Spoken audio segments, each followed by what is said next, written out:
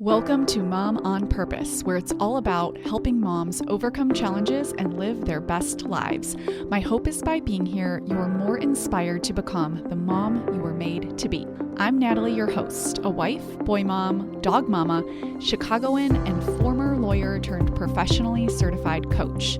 If you're here to grow, I can help. Let's go. Hello, my beautiful friends. How we doing today? I miss you all. The podcast, as a reminder, is now monthly for the public free version. If you would like the weekly version, it is inside the Mom on Purpose membership over at momonpurpose.com/coaching. You also get tons of other content, weekly group coaching, and the tools and frameworks that I teach in the monthly master classes. So just a reminder, we still get emails about that. So just letting you know. And today, I just want to chat about tantrums and what that has been like for me.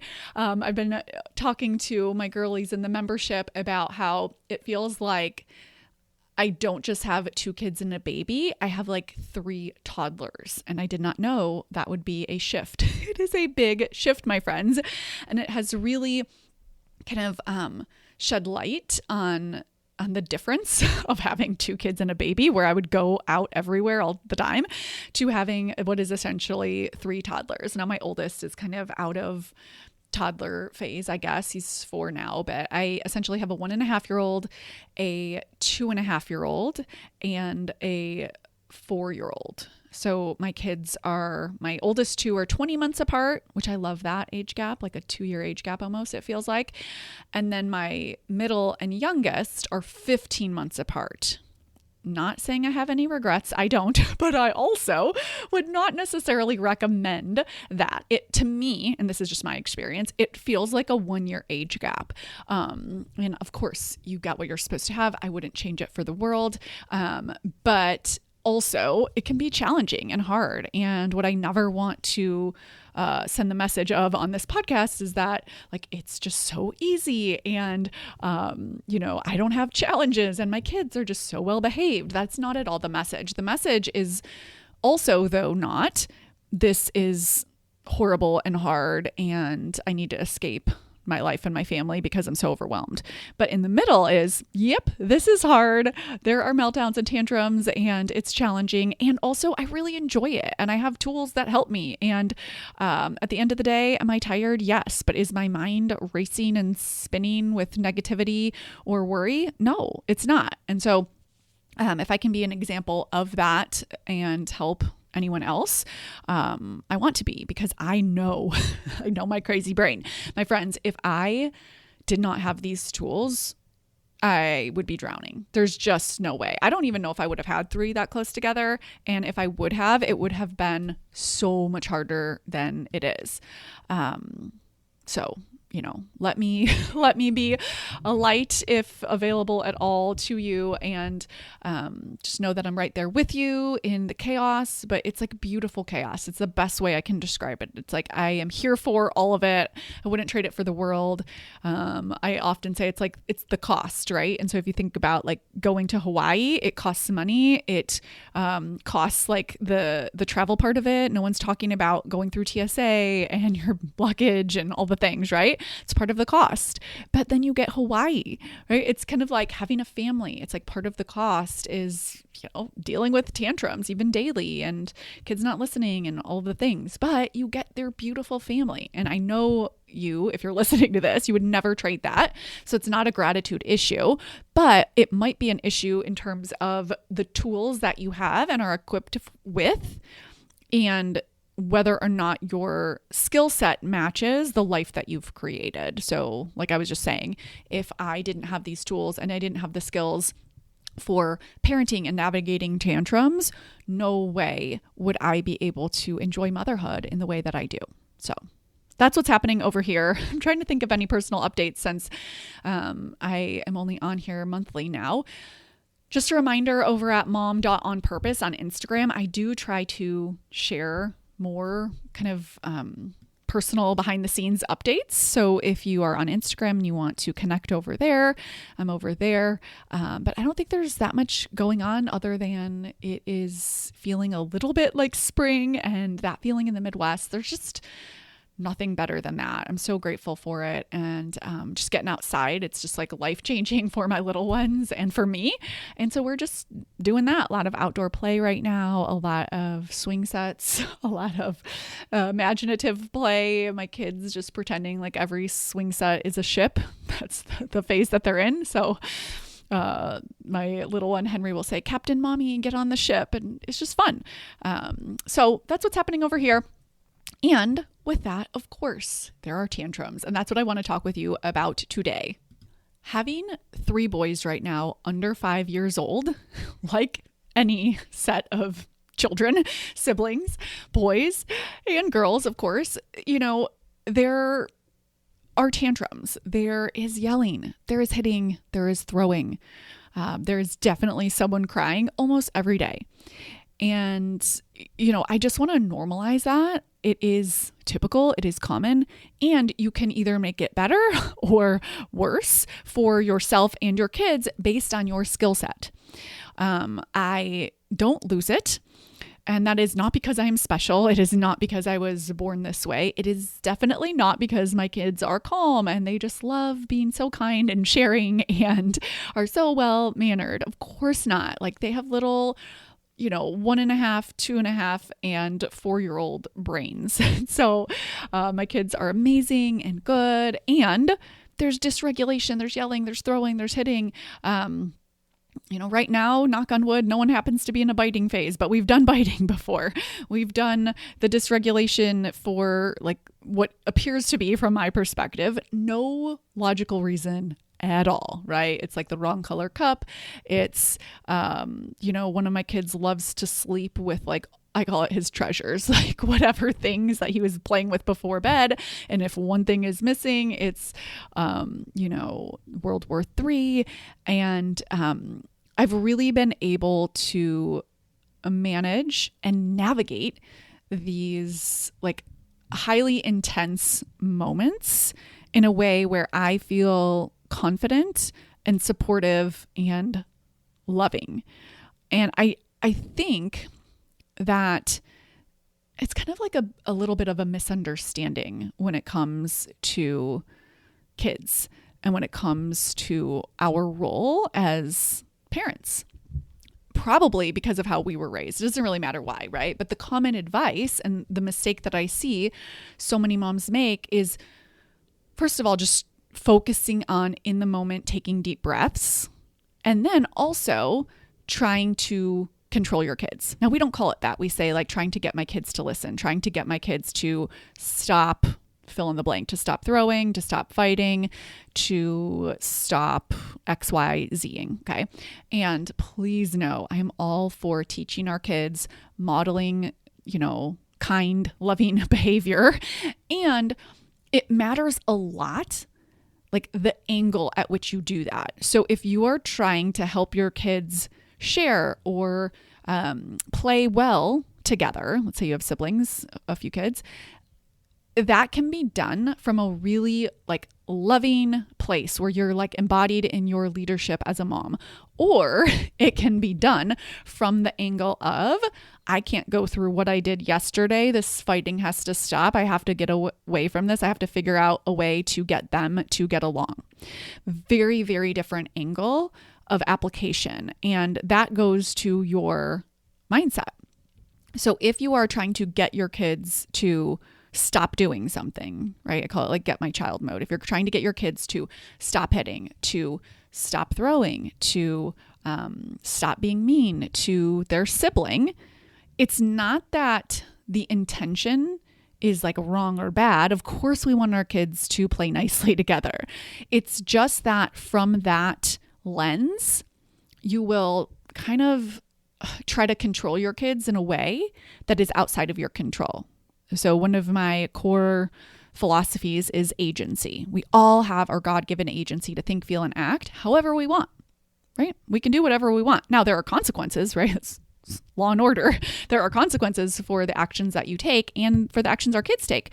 But when you try to get them to do something, meaning to listen better, to stop hitting, to stop throwing, from that perspective, you will try to control their agency and you will feel very disempowered. You will feel a little bit out of control, a little bit miserable. Let's just take an example. Let's say your kids are fighting. Now one of them's really dysregulated and you are having the mindset, why won't my kids just listen to me? I need to get him to stop throwing things. How do I get him to behave better and listen to me? Okay. All very justifiable thoughts right there. It's just that it puts you into get my child mode where you are trying to control your son. Now, we can get you to help your son in a very supportive, connected way with boundaries, and that keeps his sibling safe in this example. But it's from a different lens. Instead of how do I get my son to stop doing these things and to listen better, it's who do I want to be when my son is figuring out how to control his emotions. And if you are new to this work or you haven't done the emotional work or you're not inside the membership, what I want you to know is that behavior is information. I taught a class. It's the February masterclass on connected parenting. It is my favorite masterclass, I think, of all time. You get it as soon as you join. And one of the pillars is that behavior is information. And so when you look at a kid's behavior, such as being unkind to a sibling, throwing, not listening, whatever it is, as information, what that tells us is that what we're seeing is the action. What's beneath that are the thoughts and feelings, right? Thoughts create feelings and feelings drive actions. And so when you start looking more curiously at your kids, at what's going on for them, not only are you more connected to them, but you're also able to help them more successfully. And that does not mean we're just going to sit back and just let, your son just throw things and not listen. But instead of how do I get my kid to listen? How do I get my kid to stop throwing things? You just shift the lens at which you approach this challenge and you shift it back to you. How do I want to show up when my kid is still struggling with impulse control? How do I want to show up as a mom? How do I want to think and feel? And you might not know the answer to that, which, by the way, is exactly why you need to get into my brand new mini course, How I Stay Calm During Tantrums with 3 kids under 5 years old. It is gold, my friends. I walk you through exactly what I do above and beyond what I could possibly ever offer to you in this podcast. It's over at momonpurpose.com/tantrums. That is with an S on the end, momonpurpose.com/tantrums. And you will see everything that I do. You get lifetime access to it, a PDF toolkit guide that tells you, exactly what's in the course, as well as giving you some specific actions. It's already been very popular. I created it because I think we need more real moms talking about how they are navigating dysregulation. And how I do it is I really use my coaching tools through the lens of parenting so that I can show up as the mom who I want to be. Instead of I'm trying to get my kids to stop having meltdowns, it's just the wrong angle. It's not that we don't want to help our kids learn emotional regulation tools. Absolutely. But when I look at it through that lens, I feel like a crazy person because I'm trying to control my kids' agency. So again, not to be philosophical here, to get it very practical, when my kids are fighting, I have 3 boys, right? Jack's trying to take something from Henry. Henry's, trying to get something from Robert, and one of them's really tired, or they're having a meltdown and they're just kind of all fighting, or whatever it is. Or maybe there's no one fighting and it's just the tantrum of the morning. Like this morning, actually, no reason. Everyone was well fed and well slept and just tantrums left and right. But instead of how do I get my kids to stop having tantrums or how do I get them to listen better, I just don't have that mindset. And I think it is one of the most unhelpful mindsets to have, because when you have that mindset, you are trying to control your kids in a way that's outside of your control. I wish, my friends, that we could stop all tantrums. It would make mom life a lot easier. And yet, when you are empowered and equipped with these tools, it's actually not that big of a deal. I like to say it's not my favorite thing. It's not like, sitting on the beach reading a book in Hawaii. Of course not. But it's more just like a loud alarm, a loud noise. I'm like, okay, not my favorite noise, but also I'm not dysregulated. I'm not triggered. I'm not overwhelmed. I'm not frustrated. I'm not also in self-doubt, worrying or wondering like, why is this happening? I'm like, oh yeah, because they have a 3-year-old brain or a 2-year-old brain or a 1-year-old brain, whatever it is, 4-year-old brain.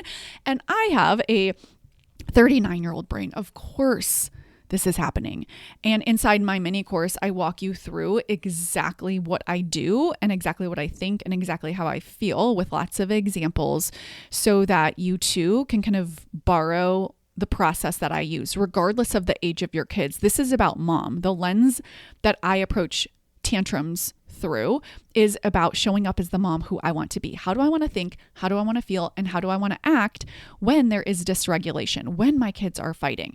It's not that we don't try different parenting approaches, of course, but it has to start with you. It always starts with me when I am navigating tantrums. And again, it doesn't mean that I handle them perfectly, but I do feel calm.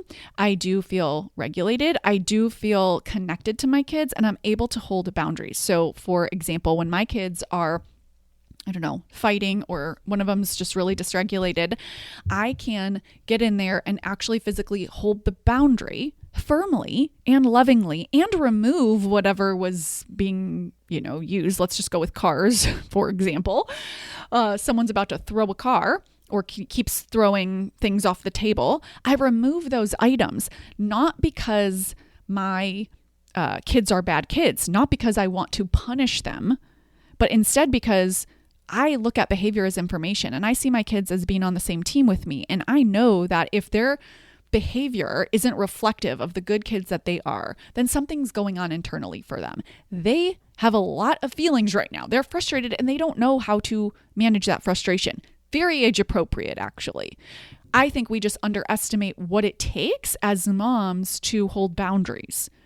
I'm telling you, when you shift the way that you think about listening and shift it back to you as the mom who holds the boundary, life changing. Now, is it perfect? No, but it maintains connection in the relationship so that you don't constantly feel like you're trying to control your quote unquote bad kids or your kids who are just in a whatever phase. Instead, it's like, oh yeah, I can navigate this. I like to use warm and firm. Those are like the words that I really resonate with. And I can show up in a way that like very much holds a boundary in a strong way that protects my kids and leads them through that tantrum without needing to get them to be different. And I think that when we are focused on teaching kids to listen better, eliminating tantrums, fixing the behavior faster, trying to get our kids to stay calm, like it's just a big misunderstanding, and it ends up being kind of a mistake because tantrums are not a behavior problem, okay? They are dysregulation because your child doesn't yet have the skills and the capacity to regulate their nervous system. And I understand that that is uncomfortable and it's not ideal, and that it even has a negative impact on siblings. So if my middle son, who's in a big tantrum phase right now, is really dysregulated, oftentimes my youngest will get really upset if it's too much crying at once. And that is very real, right? In some ways, we inadvertently contribute to each other's challenges. I think that's part of life and having siblings and relationships, and I do my best to meet their needs. I might separate and stay with the one whose needs are needing to be met the most and go back and forth. It's not perfect, but it is actually in a way that maintains connection, helps them through it, keeps everyone safe. And at the end of it, I don't know, I kind of compare it to like the end of a good workout where you're just like, man, I am exhausted, but I feel really good about that. That's kind of what it's like after a tantrum sometimes. It's like, wow, that was a lot. And you know what? We worked through it. I supported them in the best way that I could, and I maintained connection through it. A lot of times we mistakenly think that connection is like when we're happy, but I actually think that connection is built upon the moments where we can authentically just be with our kids And that means when they're upset, can you get more comfortable in their discomfort? It will be so connecting. Now, that is very different than holding boundaries. What I'm not saying is like, okay, because my kid wants to feel mad, I'm just going to let him throw stuff or hurt his brother. Absolutely not. I'm going to hold boundaries, but I don't hold boundaries in a way that is punitive. So let's go back to like throwing a car. If my youngest throws a car, I'm not saying to him, you can't throw cars. That's hurtful. Like that tone is punitive. Instead, I might say, I won't let you throw these cars. I'm going to remove them until it's safe and I feel comfortable with us playing with cars again. Okay. Very similar action. I remove the cars, but a completely different experience. And most importantly, a completely different impact on the relationship. And so in my Tantrums mini course, I talk with you and I show you exactly how I think about tantrums and navigate them without trying to eliminate tantrums, fix behavior, try to teach my kids to listen better. Because what that does is it approaches parenting from control, from fear, from punishment, and my friends, later lasts longer. And so, our kids grow up and they leave the home. And if what they're left with is, yeah, my mom was pretty mean and she didn't understand me and there was a lot of punishment. It's just, it means, and it's never too late, right? But it just means that the foundation is weakened. And so to maintain that foundation, we have to prioritize connection. And how do you do that while navigating literal chaos and tantrums? It is a skill. And it is a skill that I was not born with. I talk about this all of the time, how I am the calm parent and feel very calm and capable in the chaos. Again, it's not my favorite thing. It's not like putting on a good song or being on the beach, but it is kind of just like an annoying, bothersome alarm that's on, let's say. And I'm giving that comparison because I know what it's like to feel triggered and to yell. And that used to be my natural disposition.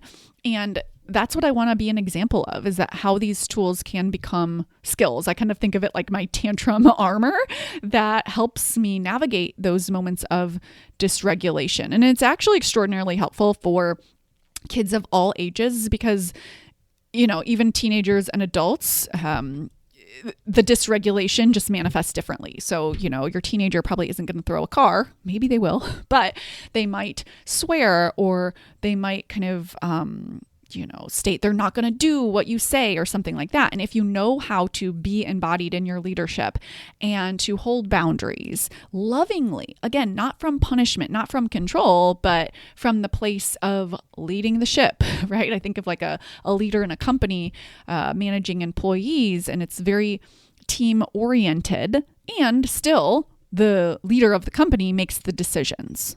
Okay? Being kind and warm and respectful does not mean yes. So oftentimes it can be, I love you and no. And sometimes I say that, other times it's just my energy.